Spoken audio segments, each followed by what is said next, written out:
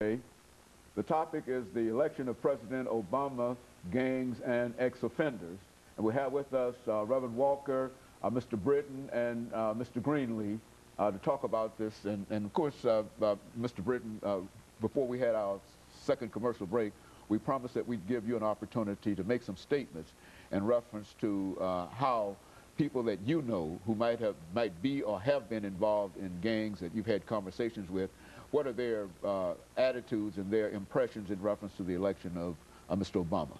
Well, for me personally, it was a great experience to be able to be alive and to witness history. This is something that people have told me that would never happen, that I'll never live to see it. Me being 21, I was able to witness it and see it. And so for me, it motivated me. It eliminated every excuse I ever had to not being for what my destiny really is. And as far as for gang members or and any young person I may have came in contact with, and they're excited. They're excited about being able to witness the election of our president. So many of them still take it to the wrong way in certain instances, such as our gang members feel like, you know, now that we got a black president, now I can do what I want to do, instead of letting it motivate them to go on and do something positive, to go on and fulfill their dreams of becoming lawyers, doctors, business owners. And so I think that as time continues to go on, they will understand what kind of mind our president really has. He has told us numerous of times in all the interviews he's done, you know, it ain't about me, it's about the American people. It's about building up families. It's about going out here and chasing your dream and getting it and making whatever you want to do in life, make it happen. And so I think as time continues to go on, our young people will continue to understand what it really means and what this really can help them in their own personal life. Very good. And of course, Mr. Greenlee, what are your impressions in reference to this, from your experience? Let me speak on the ex-offenders. Okay, if I can speak on the ex-offenders, I am an ex-offender. Okay, so my whole thought is, with this man being the first black African-American, but we know he's the president of the United States, okay, what are we going to do to bring the resources, and let me tell you something, with the finances, to stop a lot of this stuff that these folks are feeding on us off of in these penitentiaries?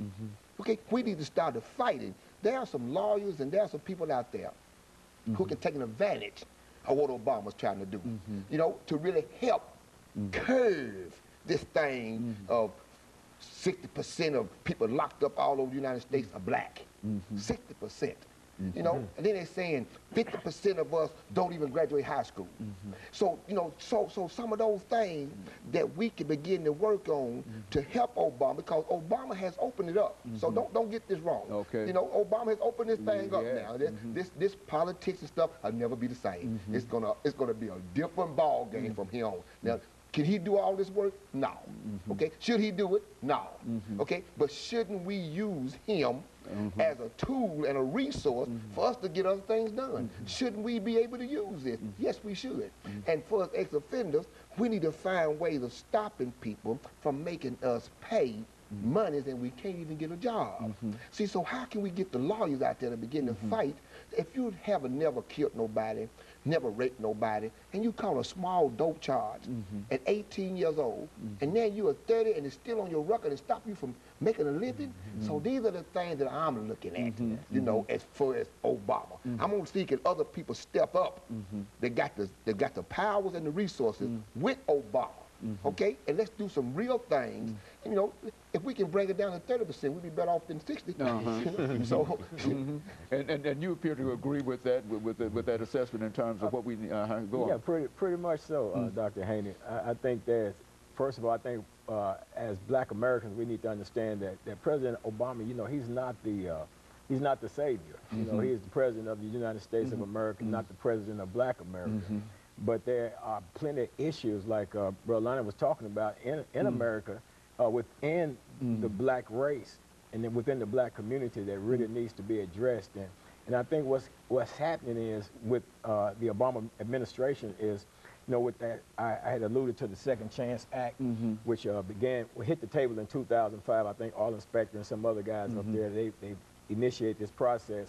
It finally came into being back last year in 2008 when then President Bush signed it into law. And then in this year, since President Obama has been in office since January, they have he's already requested $75 million to go toward that effort. 25 million of that to be used within the fiscal year 2009 to go toward, you know, programs, to nonprofit programs, and I think an Indian, some type of Indian type programs also that would help and offer assistance to people coming out of the prison system back into society, to help them reintegrate back into society. Because, you know, right now, you know, we got a massive engine that ain't clicking on all cylinders, you know, and most time when the engine is not clicking on all cylinders, I think the ones that miss it, the funding or the resources the most is the Black American community,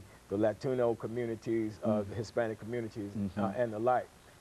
But the money, please be clear about this, is appropriated for all people that have been incarcerated in the system. You know, and I don't want to make it seem like this is a black only thing, because it's not. Because the penal system consists of all races, all cultures, all nationalities of people that need the same resources, that need the same assistance in coming out and making that entry back into society.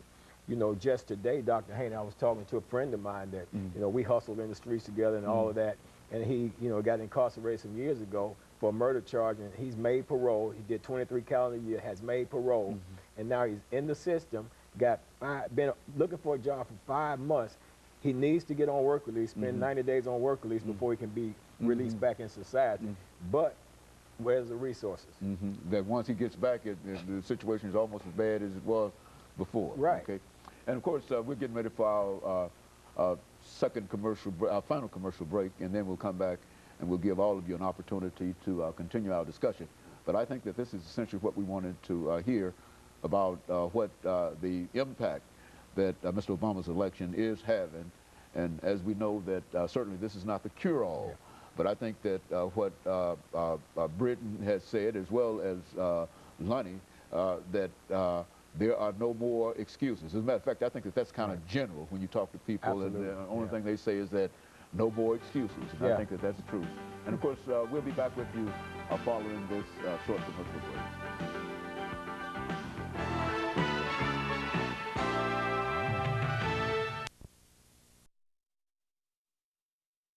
The topic